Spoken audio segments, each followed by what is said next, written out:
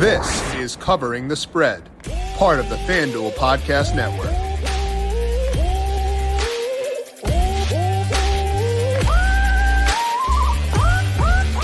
The playoff race is heating up across the NFL. We've got some huge games in week number 15. We got Dolphins, Bills. We got Seahawks, 49ers going on tonight. We got Titans, Chargers, Giants, Commanders, all with big playoff implications. We're going to break down all those games and other bets that we like for week number 15 by talking to Ryan Williams, getting his read on these big games and letting you know where he sees value at FanDuel Sportsbook. This is Covering the Spread right here on the FanDuel Podcast Network and numberFire.com. My name is Jim Sonis. I am a senior writer and analyst for numberFire.com.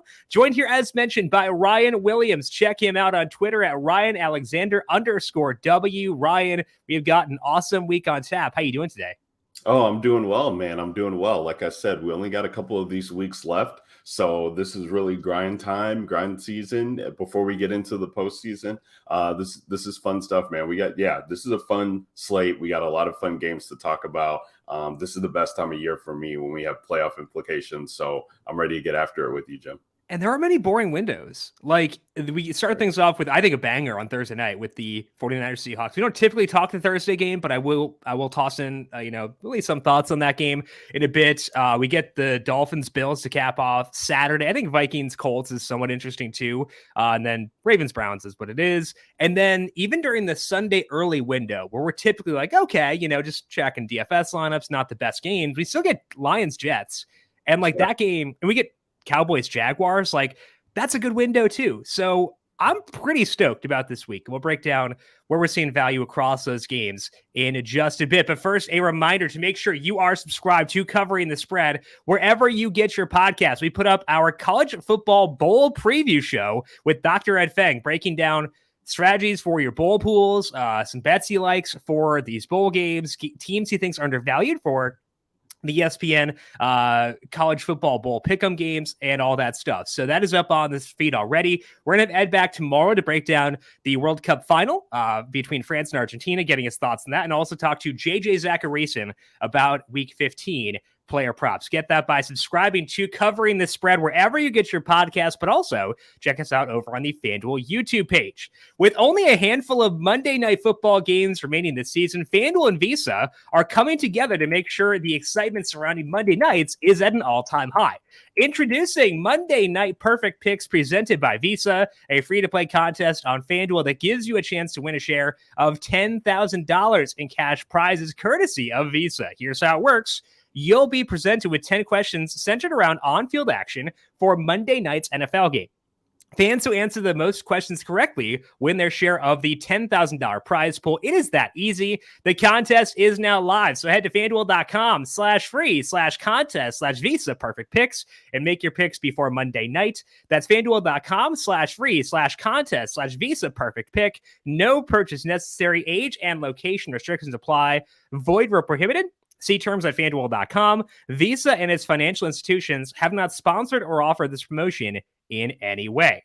Let's dig in now to week 15 and talk about the impact of playoff implications, Ryan, because some teams have everything on the line, some have none. And that can definitely taint the lines because it should matter. Guys are human. If there's nothing on the line, they might not care as much. But we will see times where, like week 18 last year with the Colts Jaguars, where a team that needs to win doesn't. So when you're betting these games where there may be lopsided motivation, how much does that factor into how you handicap a game? Oh, it's huge. I mean, just from the standpoint of when you're talking about, especially these games that have close spreads to them, we'll talk about it later, but the Titans and Chargers, I mean, you're expecting these teams to go after it, to go for it. We saw that last week with there being a lot of one-score games as well as playoff implications were on the line. Not as many as I would probably like for my card, but I digress. It's huge for me. Especially when we're talking about explosive teams for the over as well too. I mean, weather will play a factor. We talked about that. You talk about it all the time last week, but yeah, especially now that we're well into December, that does start playing a factor for some of these outside games. But at the end of the day, if the teams if they're in a close battle and got a score, that's really what I look for. So yeah, we have a lot of playoff implications coming in on this week. And so that pretty much are the games that I like to target, and not the ones where, you can get weird stuff happening with people who are off the bench or rookies playing or things of that nature where we don't have enough data on the season for them. I think this is one of the areas where I factor in the eye test the most, because you can often tell how engaged a team is. Like, I think the Rams are a good example. Heading into last week, or it was when they were playing, I think it was the Seahawks game. They're facing the Seahawks, and you look, there's like a sideline shot, and Bobby Wagner's like losing his mind. I'm like, oh man, they're like unraveling. And I was like, oh geez, here it comes for the Rams. But then they hold the shot longer, and you see he's pumping them up, and the defense is like super into it. It's like, oh, even though their season is over, they're engaged. They're trying. Right. They're making a push. And then we saw that again Thursday night against the Raiders. They pushed for all 4 quarters. So I think that eye test for me factors in a bit more here, trying to judge whether or not the teams that are eliminated are checked out. Like, I guess this is not a good example because they are still probably going to win their division, but like the Bucs look checked out. Like Mike Evans at times, I don't know. It's a very odd situation. So I don't like to use eye test always as like a key driver, but I think for these situations, I want to judge whether a team is still engaged. And if they're not, that situation you can take advantage of. Or if they are, I can handicap that game straight up and play it based on that. So that's kind of the way I will play things there. Let's talk about this Thursday night game because it is kind of a banger. We got the 49ers and the Seahawks. 49ers are now 3-point favorites. That has come down from 3.5. The money line there is down to -176. Seahawks are at 148. Now, Ryan, I talked on Tuesday about how I like the Seahawks money line. It was plus 154, I believe, at that time. So a tiny bit of movement, but not much. I'm still showing value in the Seahawks. What's your read on this game, 49ers and Seahawks? Yeah, I mean, it's tough because I was not on the 49ers bandwagon last week. They disappointed. I mean, was on the Seahawks bandwagon, have been for a while. They disappointed me as well. But this is Seattle's Super Bowl. I mean, when you're looking at the NFC standings and what it means on the bubble and the playoff picture, like they're right behind Washington and the Giants, who are playing against each other this week. So they need to come out and bring it. Now they're going to have 12 behind them. I do think that they somewhat bounce back. I know that they were dealing with a lot of injuries. You love that Kenneth Walker is going to be back for the Seahawks. The thing that does worry me, I did like the hook here when it was being given with the 49ers because of the way that they've been able to control the ball. And we know what the 49ers want to do, and they've been able to make that a point with Brock Purdy is run the ball. The Seahawks cannot stop the run if their life depended on it. The Carolina Panthers just ran 40 times on this team and really were able to make life miserable for them. So it is going to come down to Geno. I do like that they do have the home crowd behind them, though, and we get to see Brock Purdy on the road instead of having the 49ers, fandom behind him. So we'll see what he can do. For right now, for me, I'll just get the points with Geno, but it was a little bit favorable when we were getting that 0.5. Yeah, it's Brock Purdy on the road, but also with no Debo. And I think that I liked Brock Purdy when he was a freshman at Iowa State. I did not like Brock Purdy post freshman year at Iowa State. There was no progression there. So I'm not anti Brock Purdy. I just am skeptical of a guy who fell that far in the draft, now has one less weapon, now going on the road. I think they'll be able to run the ball at will, like you said, but I still think that Seattle is the right side here. So glad to hear we're in that game the exact same way. Let's now go to the Saturday games. Talk about the Dolphins at the Bills. This one has also moved. It was 7.5, now down to 7. Total is up to 43.5. It was 42.5 on Wednesday.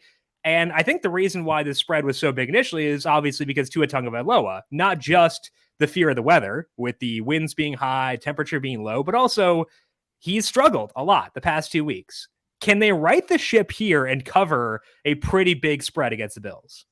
Yeah, it's going to be tough for them on the road here. I mean, especially when we're talking about December and where they need to go to travel, and just they've been traveling a lot. I mean, Miami was on the West Coast for a little bit, and now they come back East Coast, but it's in Buffalo, and it's a pretty harsh thing to go from staying on the UCLA campus between those two games to now going to Buffalo. That's a harsh transition. Yeah, and so they've had some success against this Miami team, the Bills, that is, which is why I like the 7 here. I mean, yeah, the offense is struggling, only got 126 passing yards from Tua last week. Definitely devastating there. But the Bills on a 5-game winning streak against the Miami Dolphins. Sean McDermott is 9-2 versus the Miami Dolphins, like in his tenure. Now I know that doesn't really speak much to the spread, but when we're talking about playoff implications, when we're talking about the AFC #1 seed picture being on tap for the Bills, and this being a divisional matchup, this is kind of where I start to get excited, because we know that the Dolphins have the pieces to kind of stay in this game if they want to. Even though I'm interested in the 7 there, I am also interested in the over of 42.5, because there's going to come a point when it's just going to be on Tua. Like if the running backs aren't able to get it going, we've seen Mike McDaniel actually have the propensity to throw more in these situations where the team needs to get more out of it. And, for whatever it's worth, I think the Bills have been playing better at home, but Josh Allen has been making some mistakes down the stretch. And this is some opportunistic defensive pieces on the Dolphin side.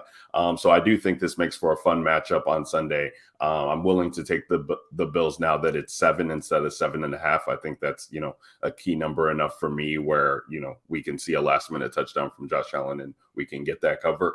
But yeah, I think the Bills are firing all cylinders right now. The Dolphins got to prove it to me. So let's go Bills 7. Yeah. With the total, I show value in the over there as well. I just built out a total model like very recently, so take this as a grain of salt, but it has the total for this game at 45.4. So almost 2 points of value relative to 43.5. And that does account for wind, because I, as you know, like wind a lot. So it does account for the wind, and it's still showing the over there, which I think is why we've seen some movement towards that direction. My numbers like the Dolphins here, but I refuse to bet it. I absolutely will not. I don't hate myself that much. I like Tua. I think that Tua is a fun quarterback. I want him to succeed, but again, eye test kind of thing. Last 2 weeks have been like, it looks like he has the yips. Like that's what it looks like to me. And if I have that concern layered on top of the weather concerns, where it actually is high wind speeds, doesn't have the biggest arm strength, that might be tough in the situation. They can't run the ball. Jeff Wilson hasn't practiced the first 2 days of practice. I have value, but I refuse to take it. So if I were to play something in this game, I'd be more inclined to play the over 43.5, but probably not doing that either. It gives me the heebie-jeebies. So I think that you've got that one well covered for us there. Let's go now to the Titans at the Chargers. This one's, I think, more fun. I have no play in this game, but I think it's a fun game. We got the Chargers favored by 3. Total is 47.5, and the Chargers beat the Dolphins last week to keep their playoff hopes alive. Titans past 2 games really disappointing, and Treylon Burks didn't practice once again on Wednesday. So can the Titans keep pace here? Can the Chargers notch another win to keep their playoff hopes alive? What's your read on this game? Yeah, so I mean, the juxtaposition for me on this game, because I usually, I don't really like taking the Chargers when they're a favorite, even though that it's, right, 3. Maybe I'd rather like it at 2.5. But I always take the Titans, especially off of a loss, when they're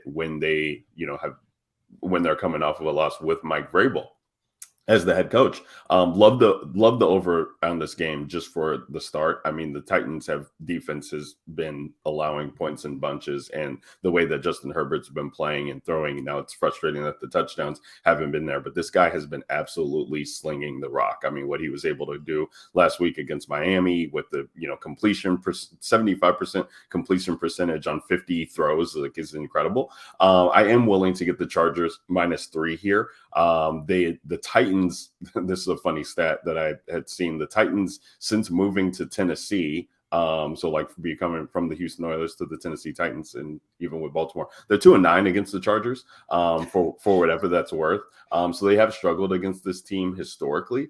The Chargers, from an offensive propensity standpoint, like if we can, we're going to get another week of Mike Williams back. Like Joshua Palmer is on. Keenan Allen's been that security blanket. Like this Titans defense, like I saw enough last week against Trevor Lawrence to know that like anytime they're playing against a prolific offense going forward, it's going to be tough. Now, we look at Derrick Henry on the other side, and Derrick Henry, he rushed for 120 yards last week, and the Titans got a loss. And that's only the second time that's happened since he's been with the team over the past couple of years under Mike Vrabel. So, you like to think that if Derrick Henry gets going, that's enough. But I just really don't feel like the Titans have enough offensive pieces to make this a go. And then with the other side of things, just the way the defense is playing, like the Chargers could help drive this total in and of themselves. They need to keep their playoff hopes alive, so I'm willing to go the Chargers here against the Titans.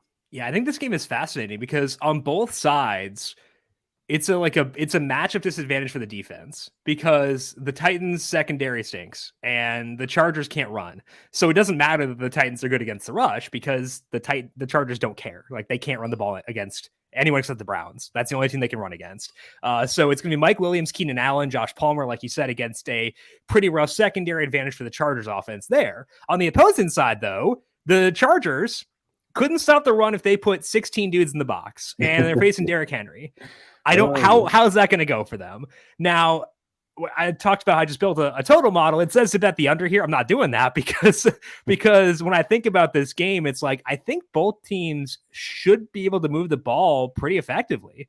And how do they get stops? So right. I think, honestly, I think that you're reading on the total of 47.5 makes a lot of sense because it's just a stylistic mismatch on both sides where I think both teams will be able to move the ball in the way they want to move the ball. Can the opposing defense make adjustments to counteract that? I'm skeptical because they've known about these weaknesses all year and yet have still not been able to correct it. So my numbers, as far as the side goes, show a very efficient number. Actually, if you even my two models, Chargers by 2.69 and Chargers by 3.32, it's almost exactly 3. So stay away from me on that regard. But I think we should see some fun offense here, and I think it'll be a delight of a game. And just from a fan perspective, I grew up a Jets fan. So I should be rooting for the Jets, but if I had to choose between watching Mike White and Justin Herbert in the playoffs and Mac Jones, I think which one I'm going to take there. So we're Chargers fans the next couple of weeks, at least on my end. Let's finish up with the Sunday night game, Giants at Commanders. Commanders are 4.5-point favorites here. Total is 40.5. We saw this matchup 2 weeks ago and they tied. I had the Giants money line there and they pushed. So that was true to light. Should have taken the spread. Dummy. But what can we learn from that game in trying to bet this one on Sunday night? Yeah, just the Giants, they just aren't doing it for me as of late. We got the quarterback roulette there going on with Daniel Jones and Tyrod Taylor. And the Commanders, we get a little rest here for them. They are at home. I mean, this, we talk about playoff matchup, like these two teams are fighting for pretty much that same spot in the NFC with the record tied and it being a divisional game. I could understand why people would think, under here because, the way the Washington defense has been playing over the past couple of weeks, it makes it tough to think that the Giants are going to get anything going like this Commanders defense was able to hold, the Eagles down earlier this season. And the Eagles just throttled this Giants team and it was not even a contest.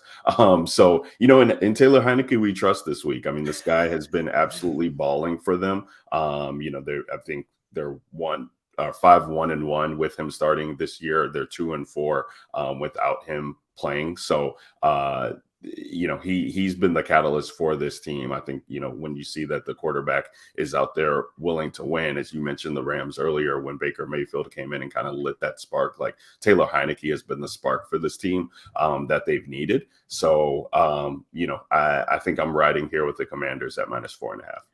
Yeah, my numbers do show value in the Giants again. I bet their money line. Should I have? Great question. Don't know. Yeah. But my model hasn't been super high in the Giants for most of this year. Just check back now, and there have been 3 spots where it's only to bet the Giants. One of those is week 1 against the Titans. They won that game outright, I believe. And then the other one was against Washington in week number 13, where I got the push on the money line, but did cover versus the spread. So this hasn't been a spot where my numbers have been super high on this Giants team. And I find that encouraging, I guess, because I think that there's actually a lot of value here because my numbers have the Commanders by 0.21 and the Commanders by 1.61. So both models pretty high on the Giants here. It does make me nervous. You were talking about Tyrod Taylor. I was sitting next to a Giants fan on Sunday watching that game after they benched Danny Dimes because the game was like out of hand. And Tyrod Taylor came in. I was like, yeah, he's got a 2-year contract. Could be an interesting bridge quarterback. And I was like, kind of like hyping up Tyrod, and he immediately fumbled like 2 seconds after I said that stuff. So thank you, Tyrod, for making me look like a moron. But I don't want to like this Giants team. But I kind of do. Daniel Bellinger got in a limited practice on Wednesday. Seems like he should be good to play. I don't think Richie James will go with that concussion, but I don't know, man. It's hard to get a read in this game. I kind of wish I had stayed away just because like I don't feel good about betting the Giants, but like I've done well on games that I didn't feel good about this year, like back testing games where I was like, I don't really want to bet this, and like They had good results. So, like, I don't know, man. Like, I kind of wish I hadn't because I feel weird about this. Haven't gotten a lot of movement in my favor yet, but, like, I guess we're just in on Daniel Jones. What could possibly go wrong, right? This is a tough week for you, Jim. This is the most I've heard you say stay away bet on our card as we've been talking. Well, one of them is because I refuse. I'm very okay with the Geno bet. I want to make that clear. The Geno bet, the Seahawks money line, I'm okay with. No sweat on that one. I can live with that one. Betting on Geno Smith, though, is a lot different emotionally than betting on Daniel Jones. So I know it's weird to say, but I don't know. We'll see how it goes. Hopefully, I don't know, man. I just let it be over quick. Like if I'm going to lose, let it be done quick so I can just check out for the rest of Sunday night and go on from there. But we'll see how that one plays out on Sunday night. Okay, Ryan, what else is he in across week 15 over at FanDuel Sportsbook? Oh, man. Jim, I don't know if we can do it, but I'm looking back at the Bucks again. Back at the Bucks again. When we talk about teams just off of a loss, and especially of a loss of this magnitude on the road, now you're getting back at home. I mean, I'm not going to say like emotions riding high because Tom Brady's from the Bay Area, like whatever. And they have, you talk about the eye test. Yes, they have looked poorly. But, at some point it's got to be crunch time. I mean, the football gods have been doing whatever they want to do to keep the Buccaneers as throughout this whole season, everything that's gone wrong, like they are still atop of their division in the NFC South just because of how bad that division is. So at some point, maybe we're able to right the ship. Now, if all things were in a perfect world, like the Bengals getting 3.5 here would be a slam dunk. But like, is T. Higgins going to be going? Tyler Boyd left the game last week. Hayden Hurst still looks like he's not going to be able to play. So, I mean, like it's going to be Mixon and Jamar Chase, but also on the road. And we know how tough it is to kind of run on this defense. I think that, obviously San Fran was able to take them to the woodshed last week, but I think that they'll get back to the drawing board and really be able to fix that. So because they're at home getting that 3.5, that's what interests me. And there are a lot of injuries on the Bengals side still. I know that T. Higgins and Tyler Boyd were at practice yesterday. I think Tyler Boyd is almost a guarantee to sit. And like, if T. Higgins plays, like there's no guarantee he plays again. Like that's just like so annoying the way that worked. Both guys officially listed as limited for that practice yesterday. As you said, Hayden Hurst probably not going to play this week either. So the Bengals, a lot of injuries stacking up over there. The Bucks not going to get Tristan Wirfs back most likely this week. Vita Vea also might sit, but like I think that you're on the correct side here in terms of like what team is showing value. I think that you're right, but like you said, it's just like it's very tough to like actually click like submit bet, on this Bucks team. So I understand where your read is coming from on that one. And you know what? We're both taking gross sides this week. We got to embrace it. Embrace the suck and see what happens. Embrace the suck. I love it. Yeah. Other than that, Jets Lions is getting bet up, and I get it because of the two teams who are playing, but like Jared Goff has been absolutely abysmal on the road, and on a road outside, like this just feels like trouble for the Lions. So that game's a stay away from me, where it would usually be something that I'd be interested in. But the other game I wanted to touch on was Cowboys Jaguars. Cowboys going into Jacksonville. They've been real, man. They showed me enough last week to make it feel like if they were able to put all the pieces together, like let's ride and get things going. And for whatever it's worth, like this Dallas offense has just been able to kind of cruise because the defense has been giving them, so many opportunities to succeed. And they've, been heavy favorites over the past couple of weeks. So let's see what it's like in a close game on the road here. The Cowboys are also dealing with injuries across the board, especially on the defensive side of things. So this is a fun one where I'm like, where can I watch this full game? Like even sacrifice red zone to be able to just see this game, because it's just such a fun one that I think we'll have. And I'm willing to get Cowboys I'm willing to take Jacksonville points on this one. I talked about this Tuesday, how I was considering the Jags money line. I finally gave in yesterday and did do it. Jags money line has been good to me this year. And I'm feeling it again. So I love the Cowboys. I think they're a very good football team. Respect them a lot. Think they are like legitimate Super Bowl contenders, but like Trevor Lawrence at plus 176, kind of into it. So I think we're on the same side there, rooting for the Jags once again for this week. That's all we got here for covering the spread for week number 15. We'll talk about player props tomorrow with JJ Zachariason and World Cup as well. But Ryan, we're not going to talk to you for a couple weeks because you got to go do some fun stuff. So I want to wish you best of luck with all of that. Good luck with your bets if you're able to still find time to jam some in this time. Happy holidays to you and your family. And hopefully we'll talk to you again in the not terribly distant future, but good luck to all of you.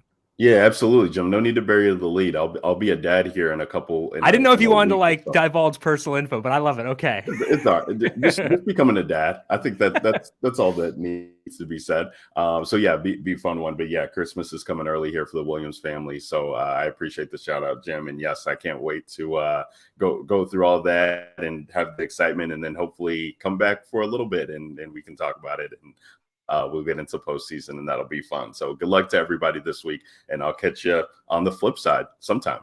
Yeah. And congrats in advance to both of you. Hope it all goes well. Let me know, and we'll talk again once everything is more settled out there. Check out Ryan on Twitter at RyanAlexander_W. I am on Twitter at Jim Sannes, JIMSANNES. Make sure once again you are subscribed to Covering the Spread wherever you get your podcasts. We'll talk to you once again tomorrow to break down player props and the World Cup final. This has been Covering the Spread right here on the FanDuel Podcast Network.